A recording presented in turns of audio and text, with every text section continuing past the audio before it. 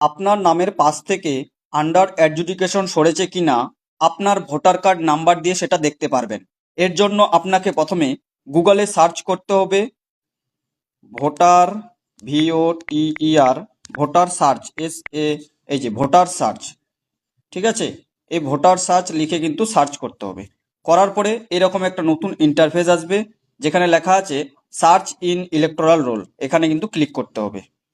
ঠিক আছে, তারপরে এই জায়গায় দেখতে পাচ্ছেন আপনারা লেখা আছে সিলেক্ট ল্যাঙ্গুয়েজ, অর্থাৎ ল্যাঙ্গুয়েজটা প্রথমে সিলেক্ট করতে হবে বাংলা। ঠিক আছে, তারপরে এই জায়গায় আছে এপিক নম্বর, অর্থাৎ ভোটার কার্ড নাম্বারটি কিন্তু এখানে আপনাদের বসাতে হবে। ঠিক আছে, ভোটার কার্ড নাম্বারটি হয়ে যাওয়ার পরে এই জায়গায় তারপরে লেখা আছে সিলেক্ট ইওর স্টেট, অর্থাৎ স্টেটটা কিন্তু এখানে চুজ করতে হবে ওয়েস্ট বেঙ্গল।